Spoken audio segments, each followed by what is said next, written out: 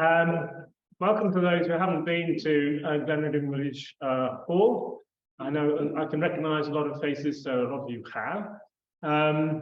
Welcome to our Zoomers.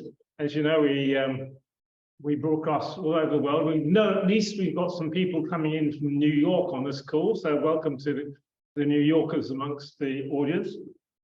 Just a few bits of housekeeping. So there's a loo out that way, and there's a loo out that way. There are two exits, again, both ways. And so, but I'm hoping that's not going to cause a problem at all for the evening's talk. For those Zoomers, we're going to record this event. We record all of these events, and you can find going back several years. So if you're online and you don't want to be Zoomed, please, can you turn off your video? And I don't know whether you're going to turn on the recording now. For those who are not trustees in this room, we have just had our AGM, the Friends of the Ullswater Way AGM. It was a very friendly talk, no knives in the back or anything like that. We have a healthy budget. We're doing lots of activities, and we hope to publish this material online shortly so that you all know what we can do. Some people had asked to be part of that AGM zoomed in, but unfortunately we just felt it was too complicated for us to organise the technicalities of that. But we've done rather well. Last year we raised about £2,000 through these talks, and £1,000 went to 8 different NGO charities that have been nominated by the speakers and the rest of us. We're in a reasonably healthy situation, I would say, and we have a full programme ahead, which no doubt Gordon, our chair, will tell you a little bit about during the course of his presentation today. Gordon has spent a lot of his youth in this area. He's a real local in many different ways. He's also travelled very widely. He has a huge amount of expertise in the engineering world, and his link to the Friends of the Ullswater Way goes back a long way. In fact, he is one of our founder members, and we have another founder member in the front seat here, Miles. So we are extremely well represented here. He has a lot of skill and energy, and you'll find from his talk today, he has a real passion about art and the link between art and the landscape. So we're all looking forward to your talk today, Gordon. And with those few words, I think I will pass the floor to you. Thank you. Thank you very much, Tim. And thank you very much, everyone, for coming. Thank you to everyone on Zoom. First of all, can I make sure that everyone can hear us all right on the Zoom? Are we getting some thumbs up? Hopefully everyone can hear me clearly. They've all put their screens on. Right, thumbs up there. Okay. Right. Well, hopefully, I guess we'll find out. And luckily, we have Anne looking after the technicals. So yeah, welcome to this talk. Before I start the talk, I must say, rather glowing introduction from Tim. I'm not an art expert. I'm not an art critic. I'm just someone who really likes Ullswater. Was fascinated by the range of art that I found here, and that no one had told me about it. And I guess if that applies to me, then it applies to pretty much most of the people in this valley. I've probably sifted through thousands of images, and I know at the end of this, someone's going to say, "Oh, why didn't you show such and such is my favourite artist, why doesn't he appear?" I'm afraid I've had to make some very, very difficult choices, but I hope you do enjoy the choices that I've made. And I'm going to try and blend a history, as I understand it, of landscape art, British landscape art, with a little bit of history and a few anecdotes of Ullswater. We'll see whether that's in that goal or not. So, where to start? Well, I think the place to start as far as English landscape art is the beginnings of, well, actually, in terms of Cumbria, we'll set the scene here in Ullswater. And we'll start in 1724. And why 1724? Because we have this 1724 map here, which was probably in the hands of Daniel Defoe when he came wandering through Westmoreland and Cumberland. And he had very few things to say about, good things to say about Westmoreland. Here we entered Westmoreland, a country eminent only for it being the wildest, most barren and frightful of any that I have passed over in England, or even in Wales itself. He went on to say, the west side, which borders on Cumberland, is indeed bounded by a chain of almost impassable mountains, which in the language of the country are called fells. But it is of no advantage to represent horror as the character of a country in the middle of all the frightful appearances to the left and to the right.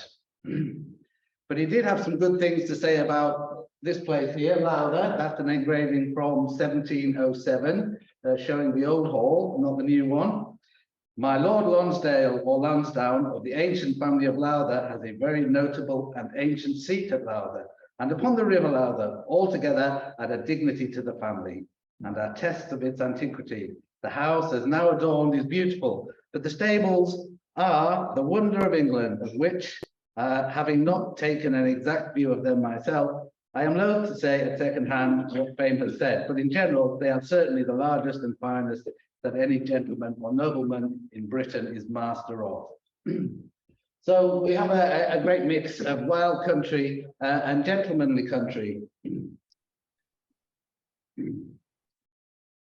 And also to the north, we have the Scottish raiders, the Jacobites, the border reivers. They'd also come down, and there's a famous battle, skirmish rather, took place right here at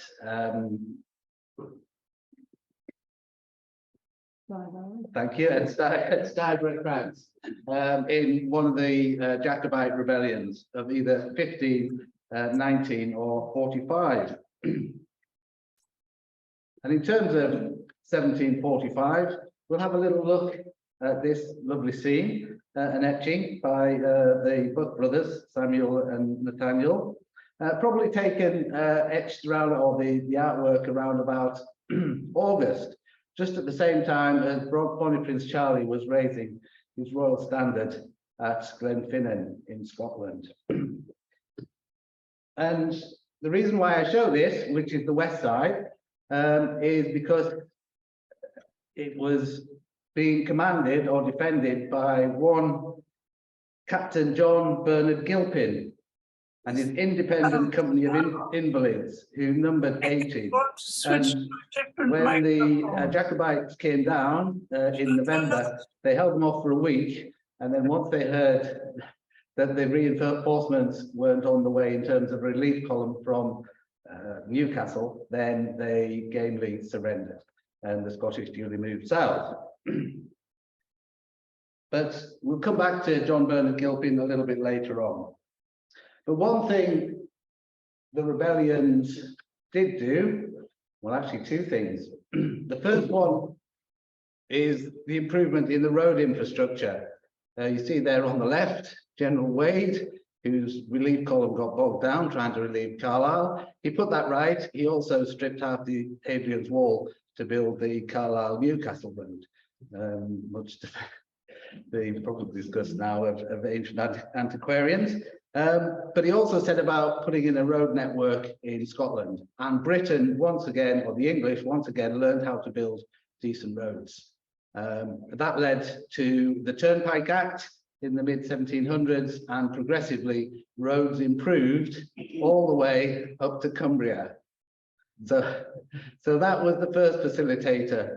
The second facilitator, what you're looking at there in the other picture, is William Roy at Survey at Loch Rannoch. It's a painting by Paul Sandby, who did one or two paintings around here as well. And he's mapping, and the Roy maps are famous. They were done very, very quickly at the end of the Jacobite Rebellion because the British Army couldn't find Bonnie Prince Charlie after the Battle of Culloden. They needed to know the landscape. And so with the speed that they did it and the improvement in techniques, mapping vastly improved. And so it became a much safer option for and more comfortable option for people to come up from the south and visit Cumbria, and that includes the artists. So that set the scene for Cumberland, Westmoreland, Cumbria. But what about the scene for landscape art in Britain? Well, we wouldn't start here. We would start here in Italy, and that is Claude Lorraine. Lorraine's not his real name, but he was from Lorraine, and he was the great master of landscape art. And at the time, landscape art was in a bit of a back seat. The prestigious art was portraiture, and yes, you could have landscape art, but it had to have a biblical theme or a historical theme or a mythical theme. And we can see here the worshipping of the golden calf, seen from the Bible.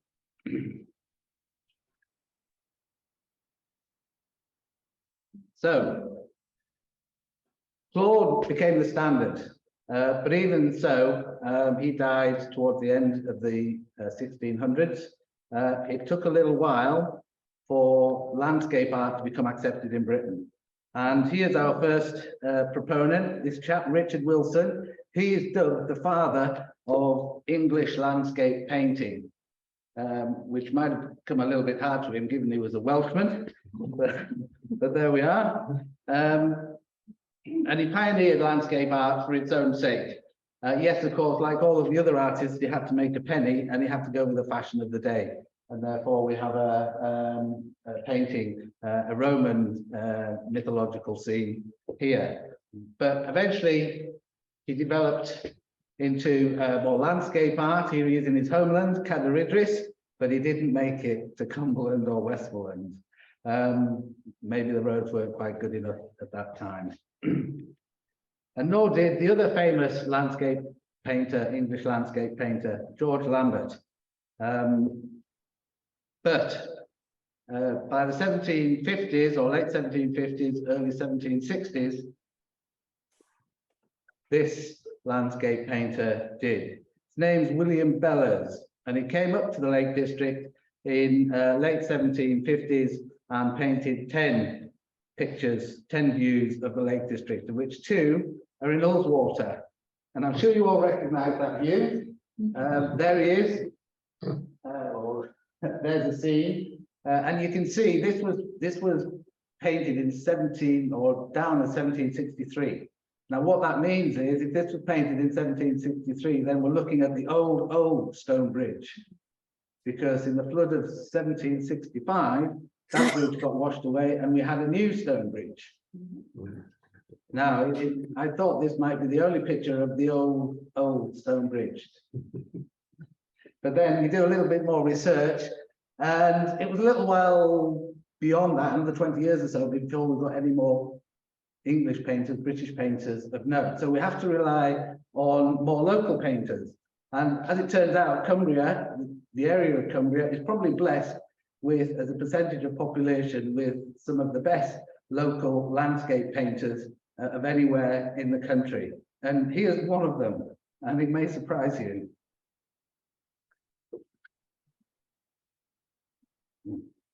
Now, that's Lady Mary Lowther. She had a very privileged upbringing. Her father was the Duke of Argyll and Prime Minister of the country, and she was married to James Lowther, the so-called Wicked Jimmy Lowther. But the marriage didn't last long, presumably because Wicked Jimmy was wicked, and so a separation there ensued. Wicked Jimmy went off to London, where he was an MP, and Mary Lowther was left here at Lowther and free to venture out and paint. And she made something like 60 paintings, of which this is one. There's another 9 at Wordsworth Grasmere on the other side of the hill. And this is Cooley Bridge, and you can see the bridge, but it's different. We know the old bridge was a 2-arch bridge, and that definitely has two arches. We look at the previous painting, and to me that looks more like the View Bridge. So these are the mysteries that doing all of this research can throw up, but it makes a fascinating viewing. The other thing, whilst we're on either one of these two pictures, this was also the time before the Enclosures Act in the 1770s and everything that brought. You can also see that the Eamont meanders in the way that it used to do, and it doesn't. And there we have some country gentlemen and ladies enjoying, probably out in their Sunday best, enjoying the fine scenery.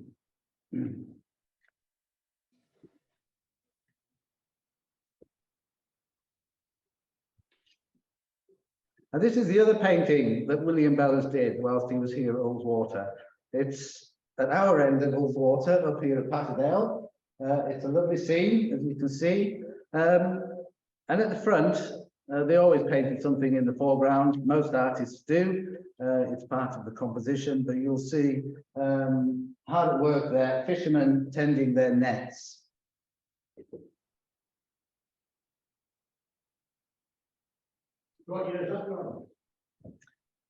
That's around about 1760, 61, something like that.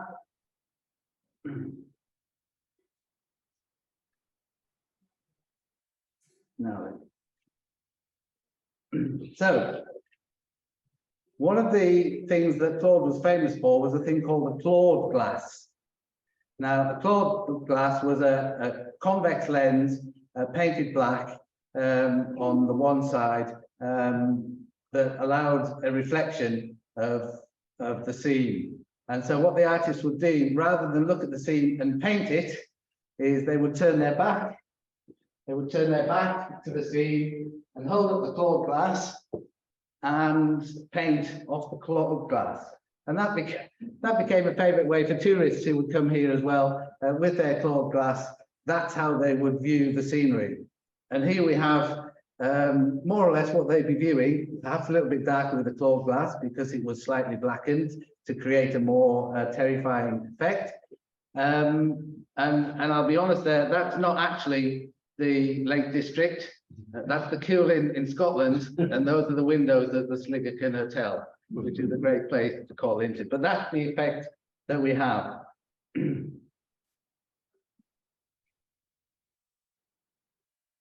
And so one of the masters of using that effect and using it to paint was the son of John Bernard Gilpin, William Gilpin.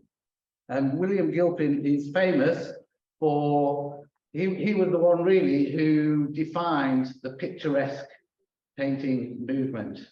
And this is one of his paintings. He admits himself he was not a great painter compared to some of the others.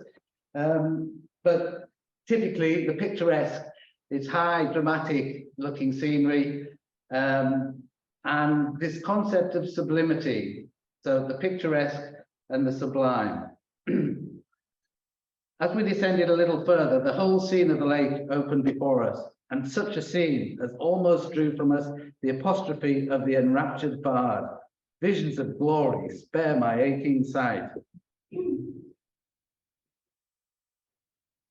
We'll have another one of Mary Lowther's paintings to describe William Gilpin's first thoughts on seeing Ullswater. He came the classic route down from Park Brow, that's Dockeray and the direct route from the A66. And that was also the favourite route that William Wordsworth would bring his clientele in to introduce them to Ullswater. But William Gilpin goes on, among all the visions of this enchanting country, we had seen nothing so beautifully sublime, so correctly picturesque as this. And yet I am averse to make comparisons, especially on seeing a country but once. Much depends on the circumstances of life and weather. I would wish, therefore, only to say that I was more pleased with Ullswater than with any lake I had seen. And by the time he got to Ullswater, he had seen them all.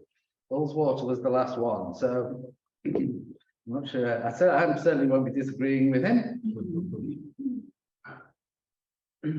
Now, we talked about the improvements of mapping, and this map is actually a second edition of a map made in around about 1780, not around about. It is, sorry, 1784 or 85. It's by Peter Crosswaite. The self-styled priest of Crosswaite Admiral at Keswick Regatta, keeper of the Keswick Museum, guide, pilot, geographer, and hydrographer to tourists. Is considered the founding father of tourism in Keswick. And we can see there on the left-hand side, we have the newly built Lives Tower, built in 1780, and towards the right we see Dunmallet. But how good is the map? Well, if you superimpose today's Ordnance Survey map over the top of it, you can see it's pretty good. And what you don't get with the Ordnance Survey map is Peter Crosswaite's actually put the depth of the lake in as well, in fathoms. So if you want to go down as well as up, all the information is there for you. And so I'm going to use this map to introduce a chap called Thomas West. And it was Thomas West who wrote the first guidebooks, or the first guidebook, the first official guidebook to the Lake District. He was born in Scotland, Scottish, 1720, ordained as a Catholic priest, but he's widely travelled throughout Europe, and he specialised in natural philosophy. But in 1774, settled at Tytopol, South Cumbria, and dedicated his life to the natural environment. And his guidebook, which he published in 1778, became something of a pilgrimage. It served the Lake District, or visitors to the Lake District, very well for another 20 or 40 years, even after William Wordsworth had published his, and a whole plethora of guidebooks had come out. And one of the things that the guidebooks needed was, well, of course, pictures for those people who couldn't actually make the trip. But in Thomas West's guidebook, he kind of set out a series of stations. So every lake he would go to, he would find the best viewpoint, and he would call that a station, and that was where the educated tourist reading his book would go and take in the best views. And for Ullswater, he depicted three. You can see number one station on the left of the photograph, that's Dunmallet. Number two station in the centre is Lives Tower. And number three is the little hill just above the current Patterdale Hotel. And we'll be coming back to those. But how did the visitor get here? Well, we have some the next two slides, or four slides, cover transportation in the area. This is Philip James de Lauderberg, a cottage in Patterdale. Which cottage I know not, and it's probably gone anyway. Exhibited in 1784. And if we look at the picture, it's a beautiful picture in oils. We'll have a little look closer. You can see horse and carriage. Clearly, that's very much a goods wagon for carrying goods, probably logs. Most materials coming into and out of Cumberland and Westmoreland prior to the turnpikes went in and out by pony.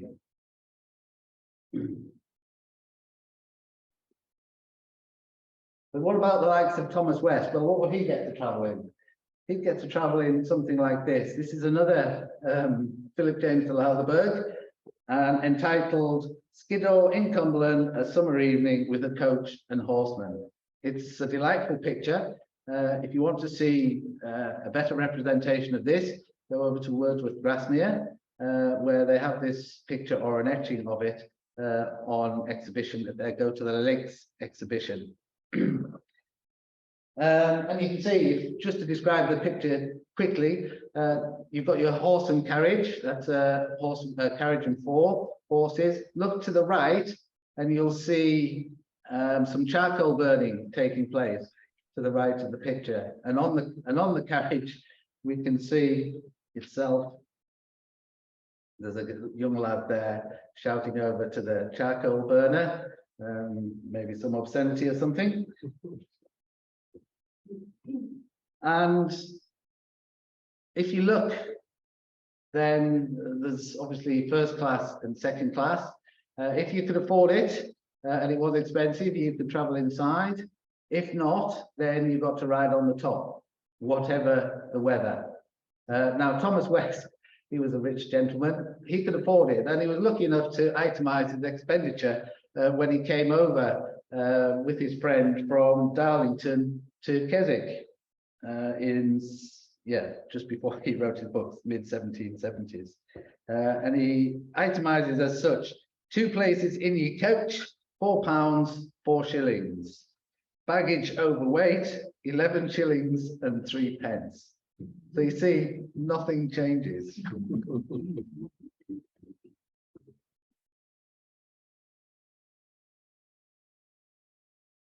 So we move on. This is a map 1763. We're going back a little bit to come forwards. It's a so-called improved map, but it's not really improved on the mole map of 1724.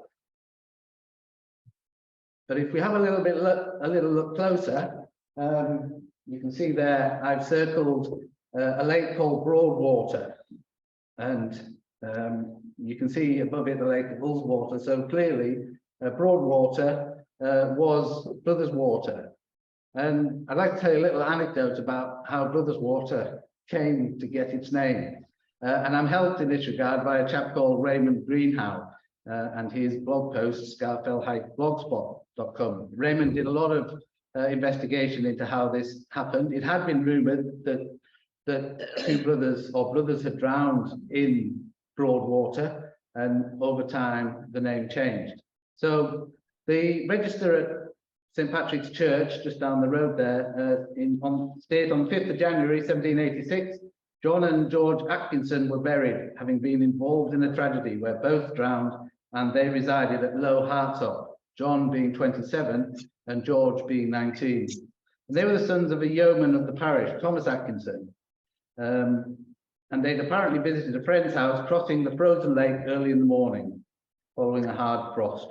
And they returned in the evening and set out again to cross the lake. Their father was working in the fields and saw them crossing. He was aware of the danger caused by a thaw that day and waved to get their attention to prevent them from crossing. They either did not see or hear him, or they misunderstood his signals. And once in the centre of the lake, he saw them go through the ice and drown. And it was the next day when the bodies were eventually recovered. Now, the eldest, John, he was brought up for husbandry, and the youngest was being educated for the church by the Reverend Wilson of Keswick, and he was absent from the school for the Christmas vacation.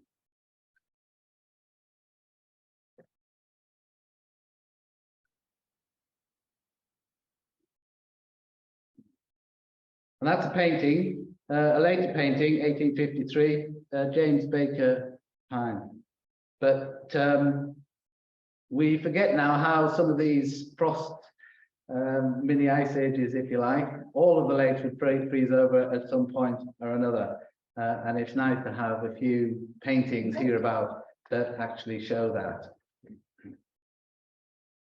I'm not going to bed. I'm watching a Zoom thing about Now, our next painter, Ullswater. he needs no introduction. Hopefully not. Yeah. JMW Turner. Ullswater. And JMW Turner spent 2 days in this valley. He came over on an August day in 1797. And he was a young man in a hurry. He's not the curmudgeonly change your lifestyle. JMW Turner portrayed by Timothy Spall in Mr. Turner. He's a young man desperate to be ahead of his time, which of course eventually he was. So how was your Michael? Over Grisdale, not his etching. This is a one by. Yeah, but is he managing? Down Grisdale in a hurry, stayed at the hotel in Patterdale, and the next day went out. What's he doing? And he was very prolific. He produced a series of sketches in his Tweed and Lakes sketchbook. This was the 3rd sketchbook of his northern tour. He'd set off from Liverpool some months earlier. London some months earlier. Spent a lot of time in Yorkshire. Made his way up to the Scottish borders, into the lakes, and down. But today, become very reclusive. At this end of Ullswater. And this was his method. People, though, must not see anybody at all. Go out and do a few quick sketches. Whether he chose to put these colours in on the spot, just to remind him or not, we can't be certain. but you can see he produced quite a few sketches. So does he feel it was a successful trip over, or does he feel frustrated too? And having gone right around the lake, up to Air Force and back again. He then went to West Station number 3 and produced. Oh, so he gets a little bit stressed, does he? And then he went round to Blowick and produced a sketch, which. Did he drive over with you? Did he drive over with at yours? Yeah. Ullswater with Old Patterdale Hall. So he then rested for the night, and the next morning up he got and set off towards Ambleside. I can't believe Get it. there before he'd sketched Goldwill Bridge, and again this really highlights his modus operandi. So he'd sketch, and then later when he got back home, he would either paint in his sketch or redo a sketch. So is he still living in the same property, or has he moved? And then paint it and then sell it. And he sold quite an awful lot. We'll come back to Turner a little bit later on. So, really? It was I suppose in a sense, it's the tourist trade and the burgeoning of the tourist trade that really accelerated the additional artistry, the artwork and the artists coming here. The two were working hand in glove. Yeah, tricky, very tricky. And there was a very good reason for that. One man more than any other was boosting the tourist trade in the Lake District, and I'm sure you all heard of him. Is that what he says he's got? Is that what he says he's got? Napoleon Bonaparte. And of course, this is a time post-French Revolution. Napoleon Bonaparte has come to power in large part thanks to a British action in Toulon, which brought him to prominence. And then he sets off and started to conquer all of the states that were interested in conquering France and overturning the French Revolution. And so Britain being one of those states, it became impossible for anyone British to do the old traditional grand tour that they always had used to do back in the earlier parts of the 18th century, where they'd see Claude and see all the great artworks in Paris, in Rome, in Austria, Vienna, and bring them back to Britain so that the poor artists could see that, gain inspiration and raise their own game. And unfortunately, with the Napoleonic Wars, that almost put a stop to all of that. But it did wonders for the tourist trade in the Lake District. And Peter Crosswaite and his map, Thomas West, and all of the other guidebook writers, they did really, really well. And they captivated the national mood. This is the 1810 edition. And I'll read the poem for you on the bottom because it's quite interesting. So here we go. Quite round those crystal lakes, luxuriant nature smiles. Here beauty, grandeur, magnificence in piles. Supremely great, sublime, and the most pleasing scenes. Salute the noble traveller as he leaves the plains. In those enchanting lakes, the finest fish are caught, and from our alpine heights, exquisite food is brought. An earthly paradise, a feast for every sense, this northern tour affords, and health at small expense. Henceforth let British youth their native isle explore, before they visit France or from their Canaan tour. A patriotic plan, more so they scarce will find, will make them like the sage of old and bless their native land. So stirring patriotic stuff there. And I think the sage of old they're referring to was William Camden, who did visit these parts in the late 17th century. But the artists did very well. And one prominent artist, Joseph Barrington, he produced a number of paintings, which would then be subsequently etched.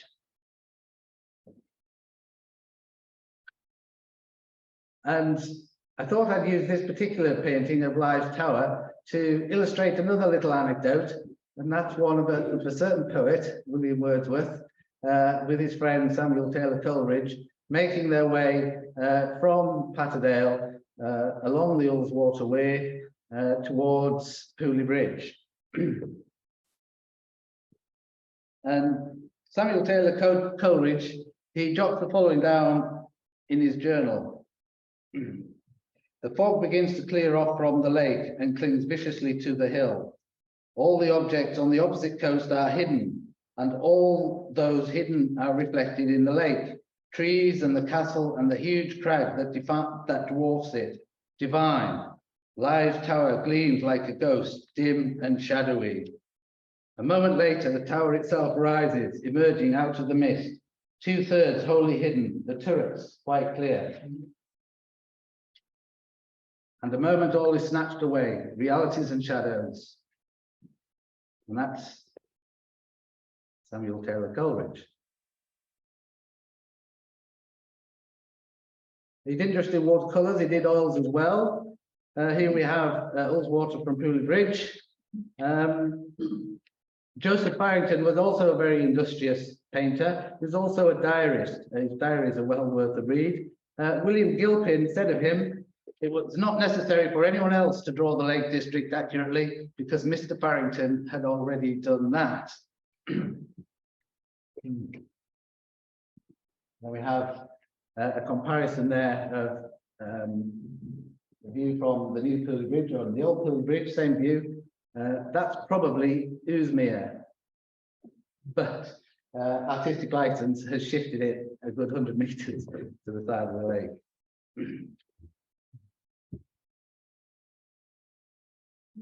But things change in 1802, and we have the Peace of Amiens. And here we have a caricature by James Gilray. And what the Peace of Amiens meant was that Napoleon, having done his European tour, had collected up, some say looted, all of the great artworks of Austria and Rome, Italy that he conquered, and brought them back to the Louvre. And he did a marvelous thing that no one else had done. He opened it to the public. And so all of the British artists took opportunity of this piece, and they all took themselves off to the Louvre, where they could see all of the great masters in a way that they'd never seen them before. Yeah. Turner was disappointed that they weren't displaying them directly, but the inspiration each of the artists got was quite considerable and certainly boosted British landscape art. And so, having seen all of this, Turner took this sketch of West Station number 3 and produced this.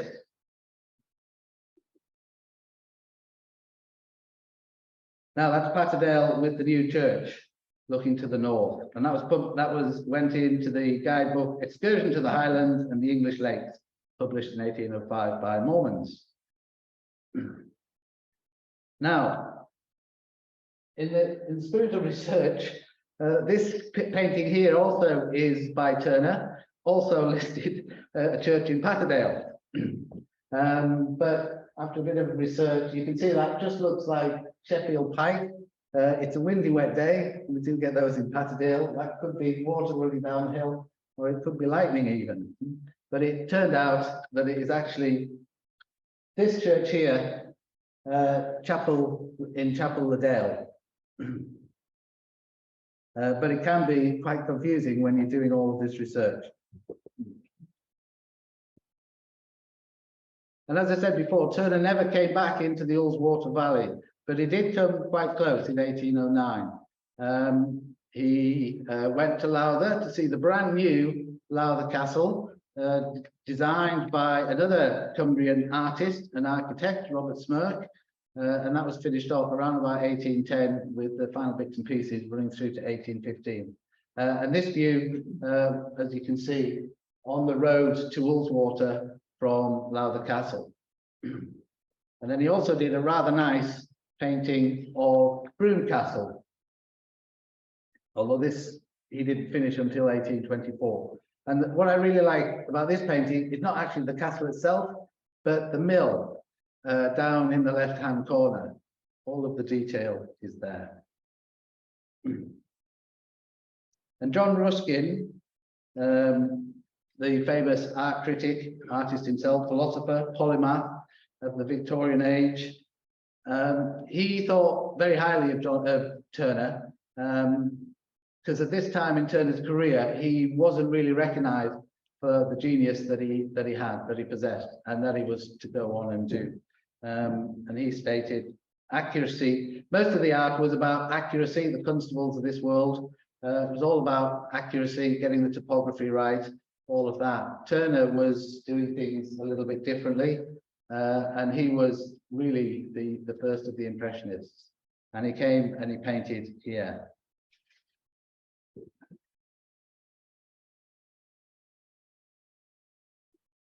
And this sketch that I showed you before in 1835 became this. One of Turner's most famous paintings of the Lake District, and certainly of Ullswater. And it's nice to see that bathing beauties have returned to the shores of Glencoyne. And there's a few old traditional cattle there as well.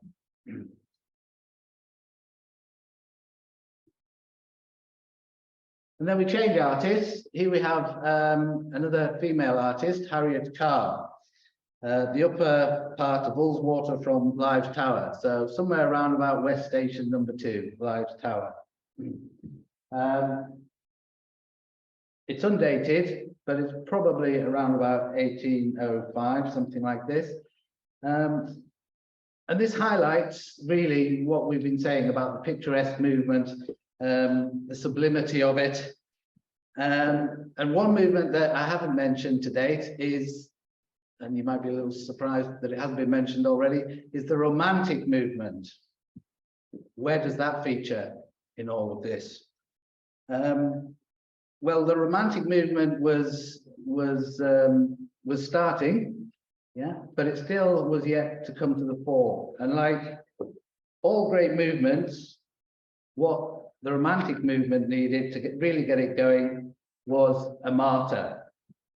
And fortune was in the air, and that's misfortune. And it got its martyr. One Charles Goff.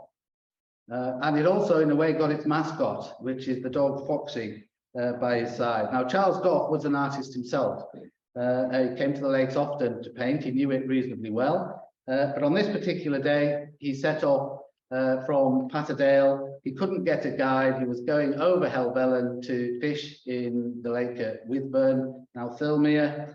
And that was the last he was ever seen alive. 3 months later, in July, a shepherd boy found him out on the fell because he heard the dog yelping, Foxy. And when he got there, he found the body of Charles Goff, but most of the flesh was gone. He was buried at Tyrrell, but Wordsworth and Sir Walter Scott, and also their scientist friend Humphrey Davy, took it upon themselves to go and find the exact spot. And this they duly did.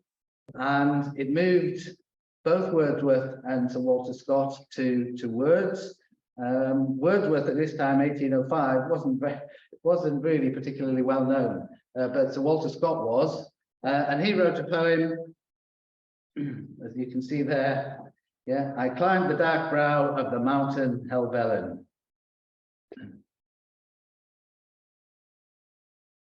And Wordsworth wrote a poem along the same lines called Fidelity.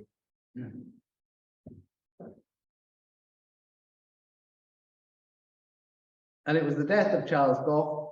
It was one of those stories that really took the national interest, which sometimes we get. No one can quite explain why it happens, but it does. Charles Goff was that story, and he is regarded, if you look in writing circles, as the martyr of the Romantic movement.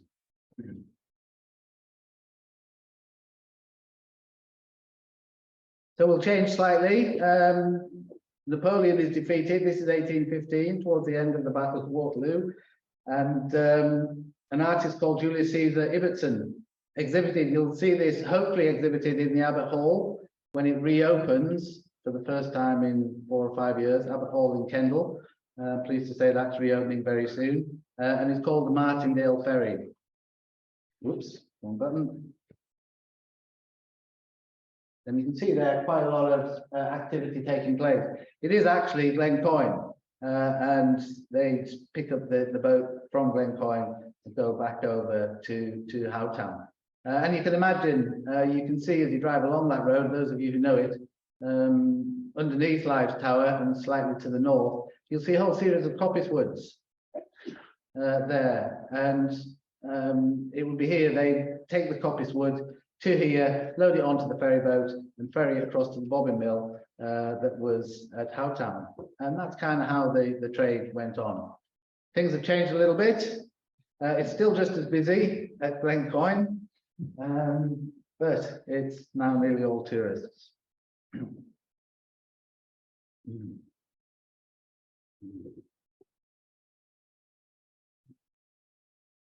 So, no persons but such as come to Patterdale merely to pass through it should fail to walk as far as Blowick. And one person who didn't fail to walk as far as Blowick, in fact, he actually chose to live there, was this guy, John Glover. Now, we're not quite sure when he arrived. It was round about 1820, nor are we quite sure when he left. But he did leave us some fantastic paintings. John Glover was regarded as the Claude, the English Claude, in the landscape painting world. And it's not difficult to see why. So here we have a view from just above Blowick. Lovely country scene. If you want to see a really big view of that, go to the Ambleside Hotel and have a beer in their bar. They've got a massive reproduction in there. And here we have once again the bridge, Goldrill Bridge.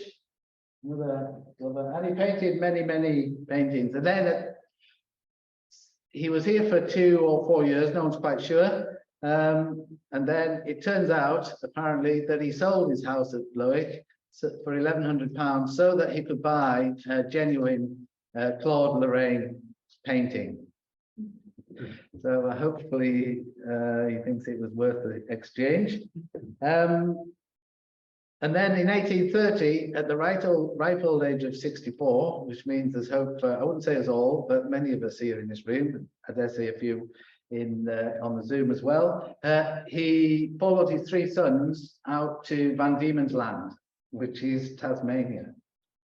He was granted quite a large plot of land, and he built himself a house and a home. And the home he called Patterdale. And he had many associations with Cumbria. He taught at Appleby School for a while before he earned his keep as a landscape painter.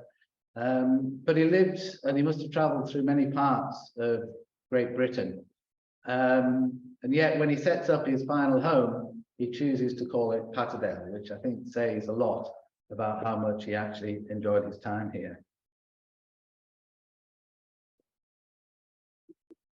And you can visit.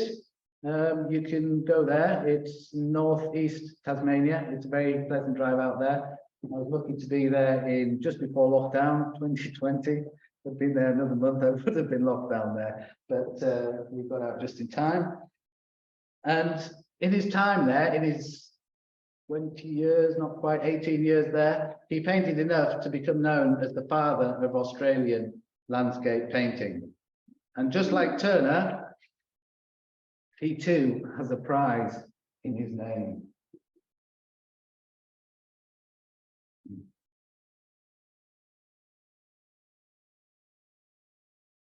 Okay, so we shall move on. Here we have a different genre of art, and that is etching and etches.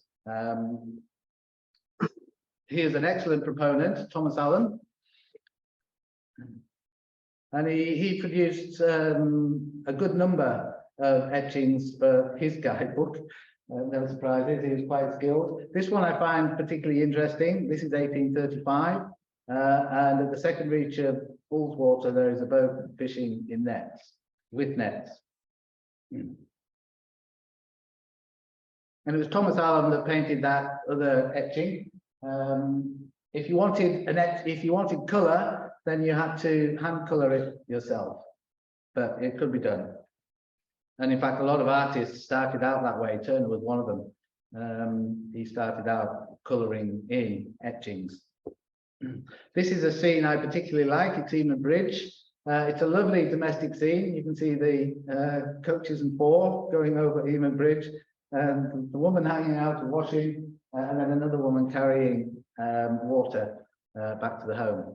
Thatched roofs, pretty much the norm. And then the last country scene that I'm going to show you this evening, familiar with many of you today, I'm sure, or at least when you were younger. I don't know if you can read that at the bottom. In case you can't, the course of true love never did run smooth. And there we have the mother going over the steps to protect her son, well, her daughter probably. These days it's probably the other way around.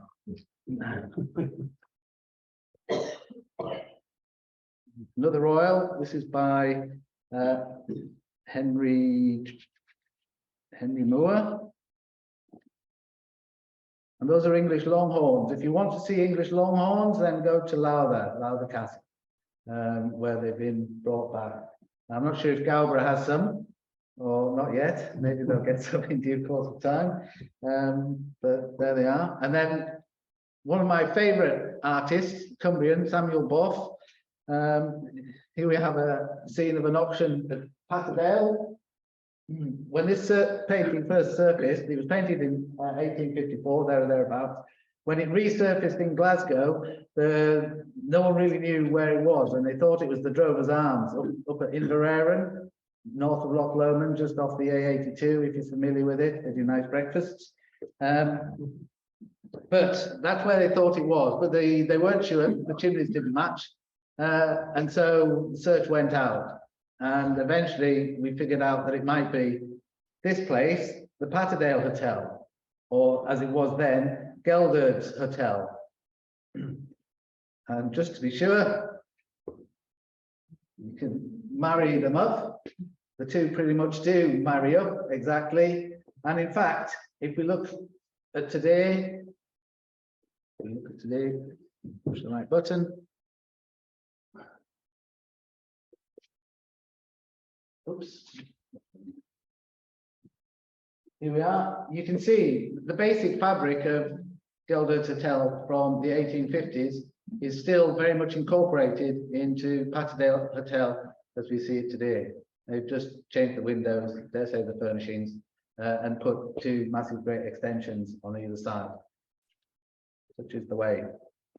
And then we have another lovely landscape painting from up above Live Tower. Again, the West Station number 2, very popular spot, great views from there. And this is by William Henry Nutter. And I show this one because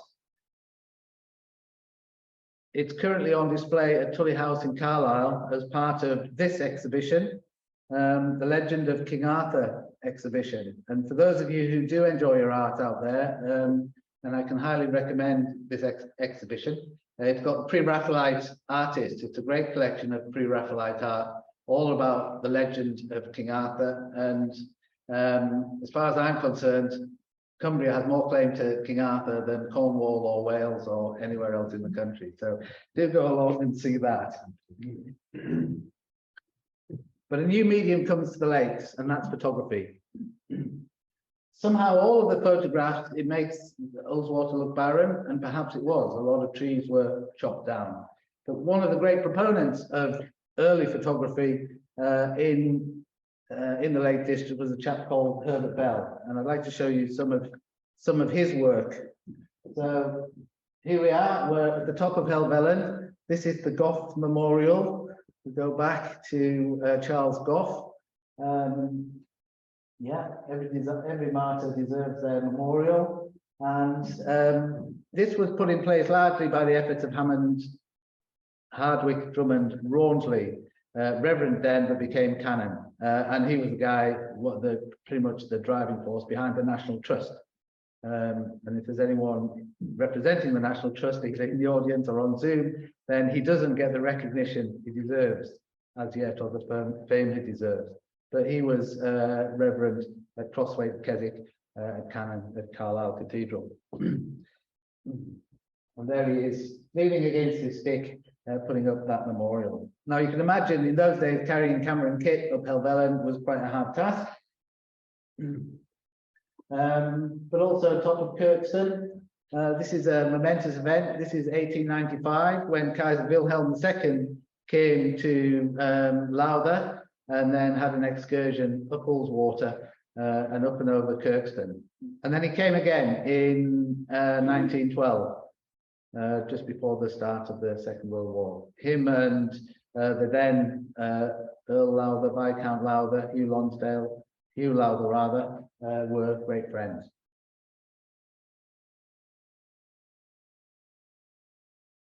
But, oh, and then there's this scene, again, Herbert Bell. This probably isn't Ullswater, but it is a scene that everyone in Ullswater would see, unquestionably, loading the hay cart on a nice summer's afternoon. And you know, it's not within my generation, but my father tells stories of the days he used to load a hay cart pulled by a horse with a pitchfork.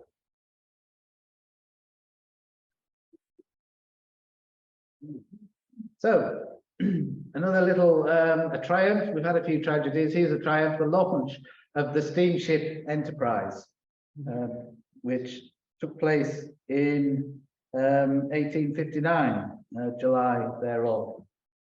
And there you can see it. I've only come across 2 sketches of the steamship Enterprise.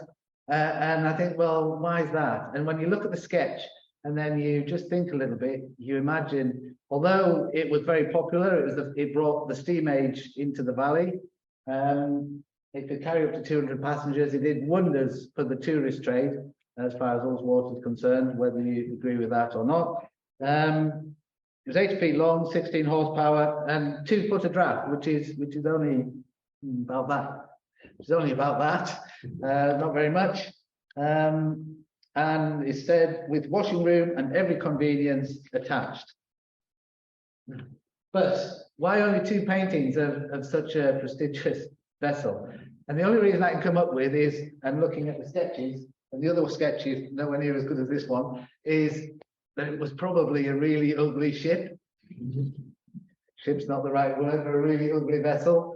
No one wanted to paint it. No one wanted to photograph it. That's the only conclusion I can come up with. But perhaps if anyone has an image of the steamship Enterprise, then we would love to see it. And it's no surprise then that this was replaced by a younger model, Lady of the Lake. Not the first time that's happened. In what have we got? Lady of the Lake, 1779 thereabouts. Sorry, 1877, and then the Raven followed on a little later after that in 1889, and we have 2 images there of how they used to look before they were decked out with the captain's cabin and various other fittings. Steam powered and converted to diesel eventually. But we have other media as well present in the valley. And here's a scene created by the artist Anne Macbeth. It's entitled Nativity, and it's showing the infant Jesus in the cradle with the Virgin Mary, with Brotherswater and Hartop in the background, and the route up towards Kirkstone Pass. It's a lovely image created with cotton and silk, or woolen silk, I should say. Anne Macbeth, she lived at High Beald at Hartop from 1921. She retired in 1928 to Wordsworth Cottage, which if I'm not mistaken, is this photograph here. And she was quite a striking figure in the village, wearing long flowering capes, brightly coloured skirts, long necklaces. So pretty much a typical artist, really. And she was, yeah, she taught at the School of Art as well, avant-garde designs. And for the potters, she also did pottery, and she used to create these lovely little cups. So she'd create a cup, she'd fire it, and then she'd decorate it. And for every child that was born in the village, then she would present that as a christening gift to every child born in the village. Lovely thing to do.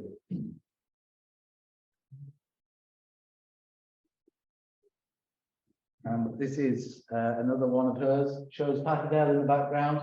Both of these tapestries you can see in Patterdale Church.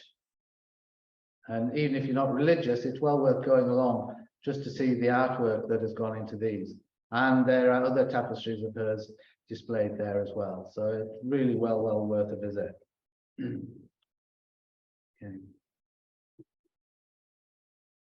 Okay, no presentation on Ullswater art would be complete without some representation from the Heaton Coopers.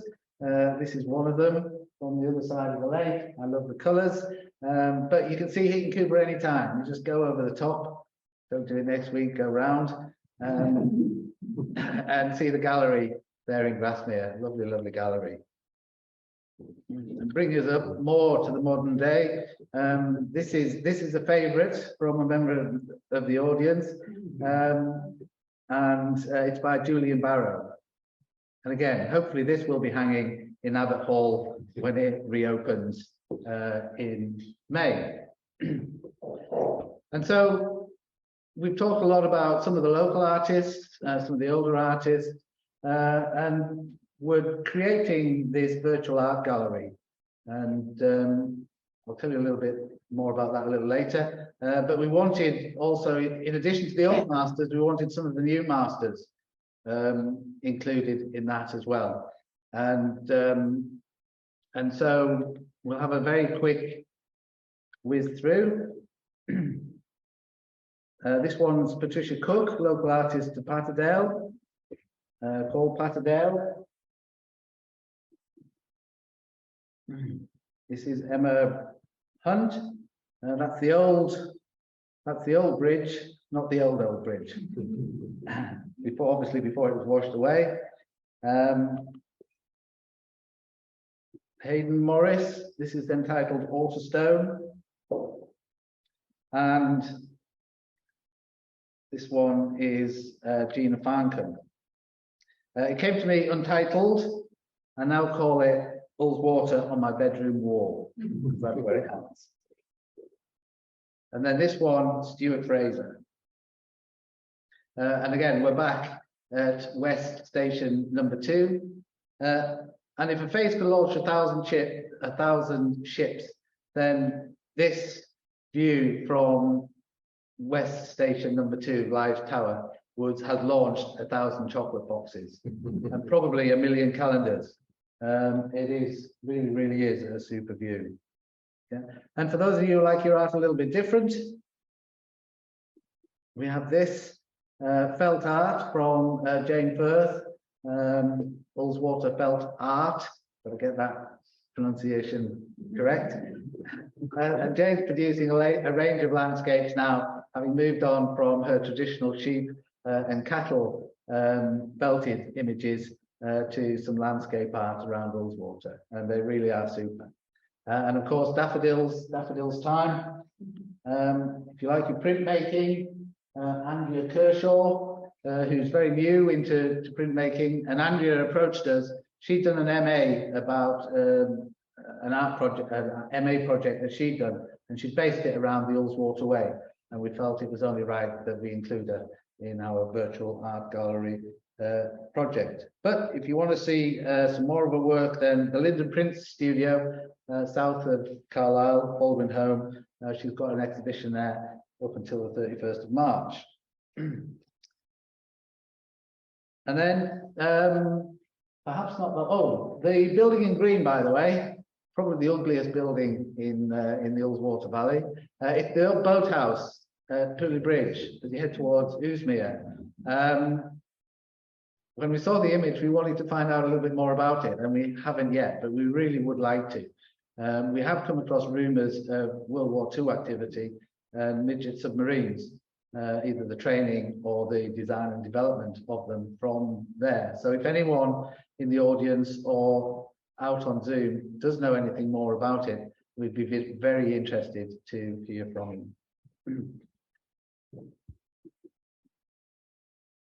And then we have this image as well from Tim Watson. He's based at Clifton Dykes. I think I promised you, in addition to some old romantic stuff, some new romantic poetry. And Tim likes to put words, not just with his pictures, but actually into his pictures. You might not be able to see from back there, but you can see that there's some white etching on his painting, and he's actually etched the words of the poem into the actual painting itself. But for clarity, I've taken 2 extracts from the poem, and I think it's really rather nice. And in a way is almost where I'd like to end the presentation.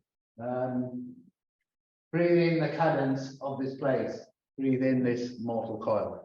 And the virtual gallery it's not designed, it's not there to be looked at from home. You can look at it from home on your computers if you want to, and it will be really, really lovely. But all of the images on the virtual gallery, we have tried to identify the spot, or as close to the spot on the Ullswater Way where the easel was set down.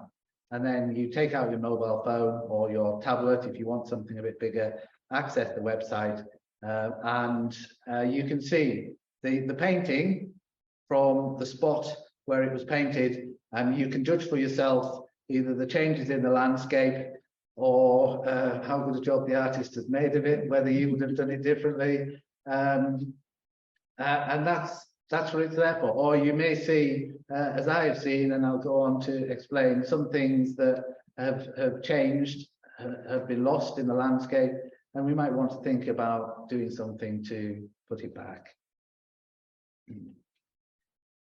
So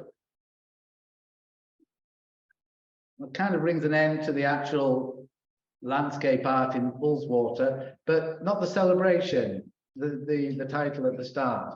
On the 14th of April, we're opening the Emont Way. This is a footpath that runs from Penrith, the railway station, or the castle, whichever you prefer, to be precise, that brings you safely from there across the motorway, across the A66 safely using the various pedestrian crossings, under the railway, and then going through the railway tunnel. Really wanted to use my laser, I found a chance. Going through the railway tunnel, it's like going through the Narnia door. You know, it is wonderful. You get the hustle and bustle of the motorway, and you go through this tunnel, and before you is this wide, verdant expanse of green fields with the hills in the background. And then it's a lovely walk down to the Eden, along through Tyrrell Sockbridge, and then a back route into Pooley Bridge. It's a lovely, lovely walk. It's inaugural on the 14th. And of course, the celebration, if you can't make the walk, then just come to the celebration. There might be booze at the steamer pier at 3 o'clock. The 10,000 Daffodils team wouldn't forgive me if I didn't put in a plug for them.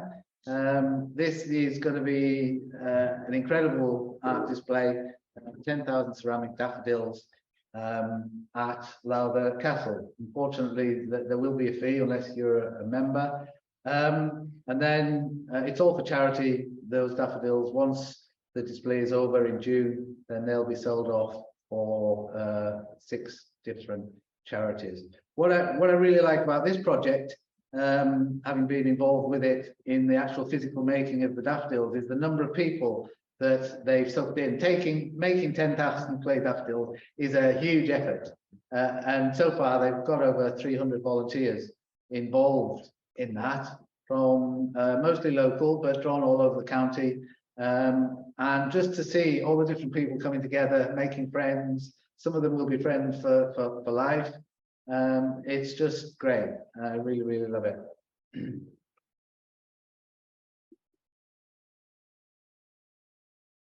Okay, and so we'll return to Peter Crosswaite's map, because we've seen the views from number 3. Let me get this right. Yeah, from number 3 station, which is Patterdale Hotel, and you've seen the views from many of them from station number 2, which is Live Tower, Parkbrow, there or thereabouts. But you haven't seen the view from station number 1. And there's a good reason for that, I think, as best as I can work out. They planted trees there. When Thomas West visited in 1778, or just before he wrote his book, there were no trees. He could walk to the top and he could see the view. Shortly thereafter, they planted trees. And a certain William Wordsworth wasn't very happy about this tree planting. Not that he was against trees, we know he wasn't. He was very much for them. But they planted them in straight lines, so he was upset. Anyway, the fact is that the trees obviously grew and the view was obscured. But for tonight, I've gone to some length, I have to say, and I went to the top of Dunmallet and I climbed the tallest tree.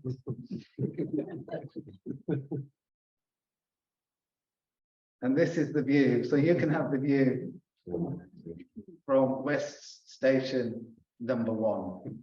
And if anyone would like to take that photograph and paint it, then do see me afterwards, and I won't tell you the trouble I had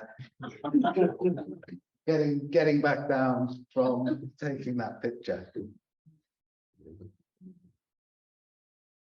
Okay, a few weeks ago, I was lucky enough to hear a short lecture by an author, philosopher, called Sarah Durrant, and she ended that particular lecture by saying the past, talking to the present, can be a very rich conversation. And I stopped and I thought about that for quite a long time. I didn't mean to introduce the talk with that, but completely forgot. Sorry about that. And so I hope that you have seen the past and it has been talking to the present. I appreciate the conversation has been one-sided, but I do hope you have been somewhat enriched by it. And as one conversation leads to another, I thought I'd end by bringing 3 of those, or 2 of those pictures back again. And here we have the William Bellas, showing the fishing boats. And then we have the Thomas Allen, again showing fishing boats, but fishing with nets. And then the last photograph is the Market Cross at Cooley Bridge. And we know, or we do know now, thanks to the efforts of the people at Cooley Bridge who put the Market Cross back.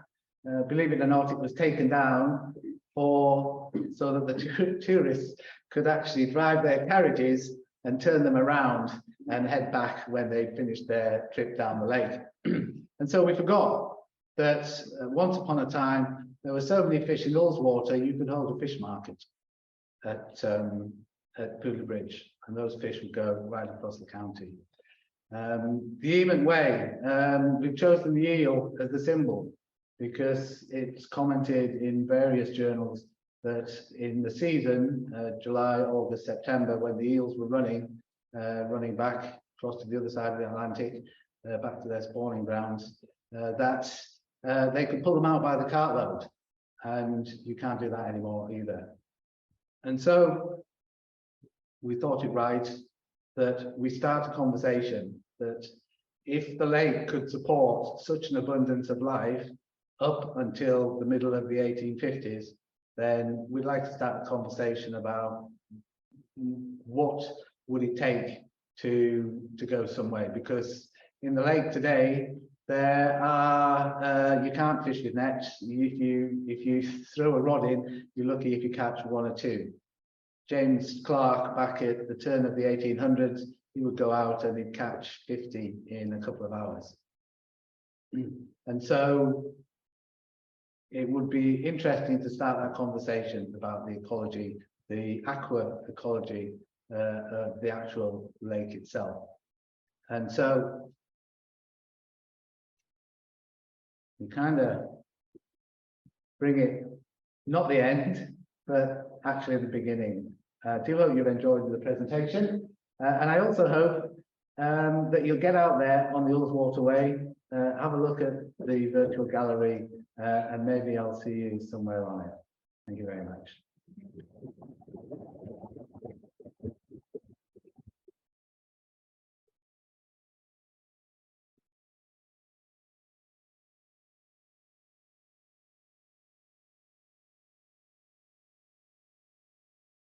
Well, Gordon, you've done a fantastic job there. I mean, I'm just trying to think what I could say to add to that extraordinary, the wealth of knowledge you've created, your encyclopedic knowledge of and the history interwoven into the art stories and the pictures. I don't think there's anyone I've come across who could tell the story so well and to make those linkages and those synergies come to life in such a special way. I don't know if there's ever been a talk on art at Ullswater. As far as I'm aware, no, there never has been. Maybe your inaugural speech won't be the first. There'll be others, and it will spark an enthusiasm and a real interest from current artists and people who are specialists in heritage and so on to see what a fantastic rich tapestry can be woven, and you've done that exactly for us here tonight. What you didn't say perhaps is that, because you know the story, you're so intimately involved in that, that we within Friends of the Ullswater Way are working on this project, which was created by Gordon as our main activity for this year, an art and landscape virtual gallery, which is being constructed at the moment on our website, and we hope to have a launch date in the very next few days. And beginning of April, hopefully. That's right. So the team, the Friends of the Ullswater Way team, is working on it at the moment to try and really give it something special, because we think this is unique. It hasn't been done anywhere in the lakes, or indeed in the UK. There's some sites, similar idea, I think, that are being created, but we really want to make this special, and so just be a bit patient, and shortly we will be able to tell you more information about this. We hope it's a tribute to those who have spent their time understanding the landscape, a tribute to our local artists, some of whom are in this room today. So we think it's very special for us to be a part of that process. The 10,000, now 16,000 daffodil production line has done miracles. I think it all, and it's gathered so much interest from across Cumbria and further afield. I think there's the nub of something really special that we're able to contribute to. And Gordon, you've done a fantastic encyclopedic journey for us today. I hope we're all very much enthused and wiser for it. Are there any questions from the floor? Yes, where can you see the Turner? Say again, please. Where can you see the Turner? So the question is, where can you see the Turner?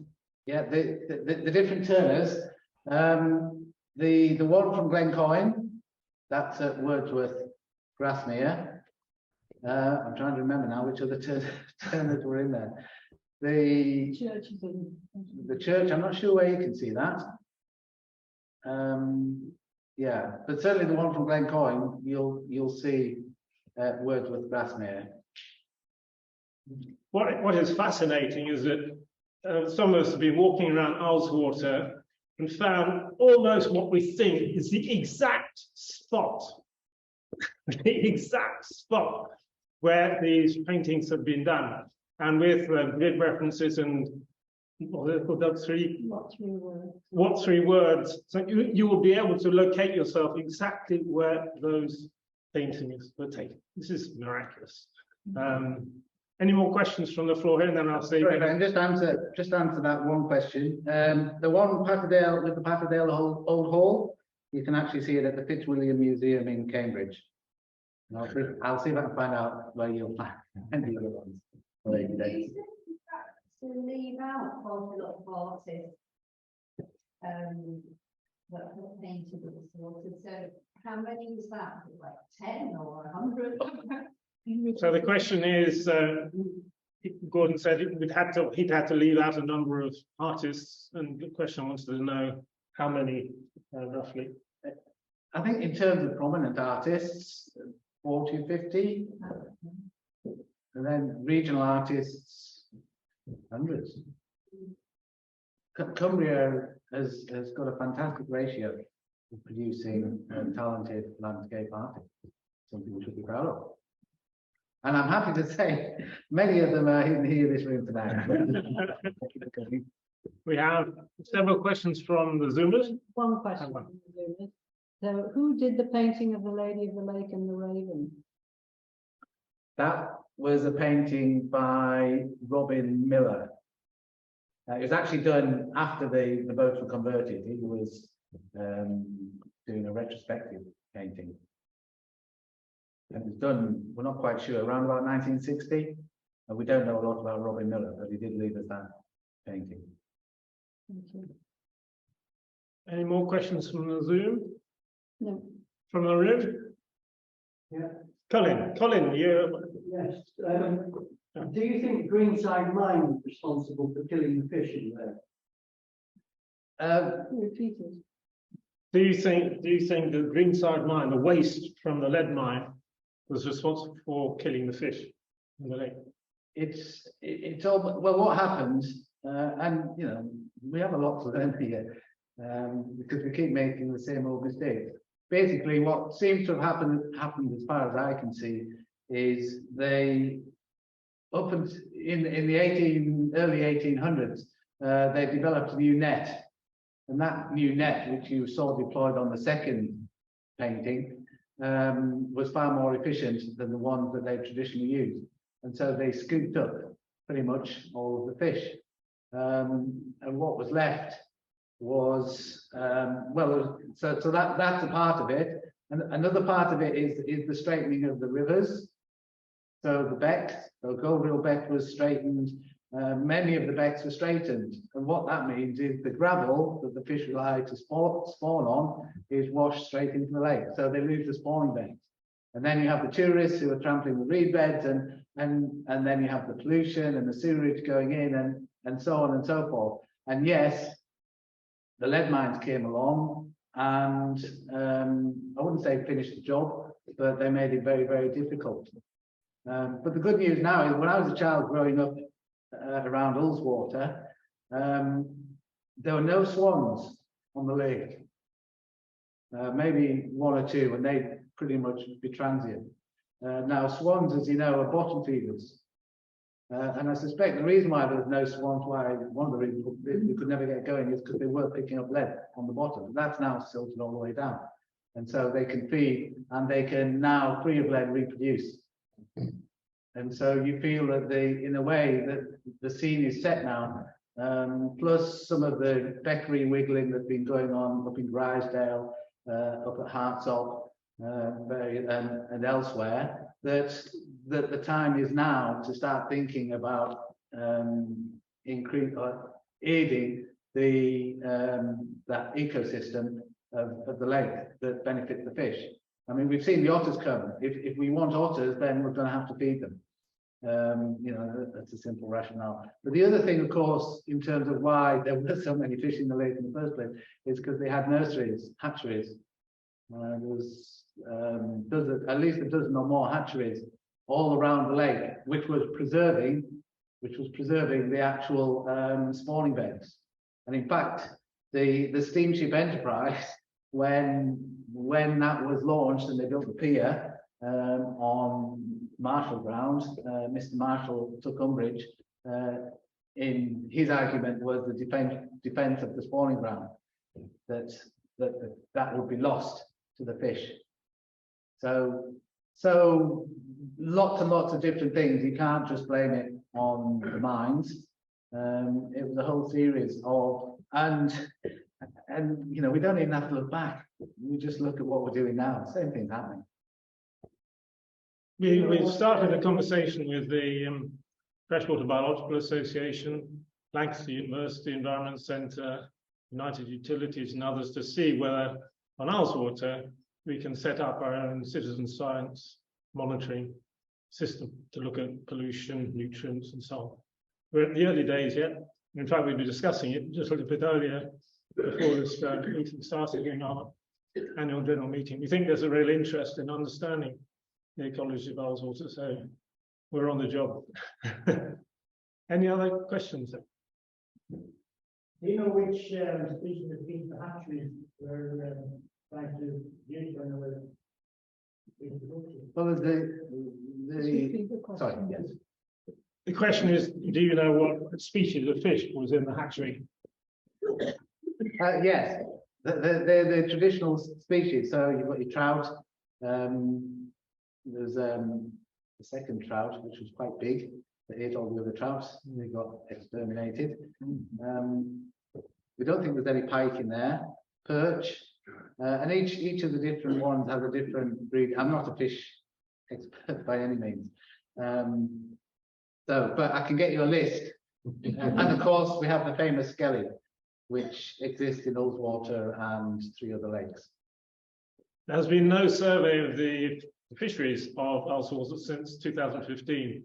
Since 1984, there's been a 5-year program of monitoring systems, but there hasn't been anything done for almost 10 years. So we think the time is right to start looking at the system again. Gordon, who would you like any contribution to receive from today's talk to go to? Well, thank you very much. I mean, I think we have quite a lot of work still to do to finish off the virtual gallery in terms of we've got to find promotion as well. And so I think it would be right that anything this evening would be gratefully received and would be put towards the virtual gallery. Okay, that's great. Thank you very much indeed. Just a couple of last minute things. Firstly, to say that our next talk is going to be on the 6th of April. It's going to take place in Watermillock Village Hall, and it's going to be given to the wonderful Helen Ratcliffe, who is the inspiration behind the 10,000 Daffodils project. So she's going to talk about her project and what efforts have been made, how outreach is made all over the UK. I think it'll be a fascinating topic for you. And then I would like also to advertise Simon and Garfunkel. They're coming. They sort of resurrected, and they're coming to this hall on Saturday at 7:30. I've seen them before, also in this hall. They're fantastic. They sound just like the real thing. So if you've got better than the real thing, maybe even better than the real thing, but they sit over there. They're fantastic. 7:30 this Saturday. Be here. That's all I say. And so the last thing to say thank you is a big thank you once again, I think, to Gordon for your fantastic presentation. A hand, please.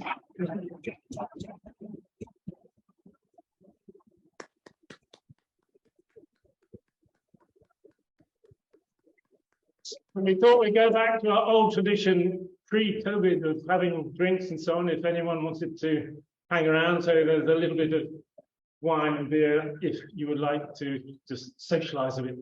For those on the Zoom, sadly, I can't offer virtual drinks, but thank you, the Zoomers, for joining us. I hope you enjoyed it as well. Thank you very much.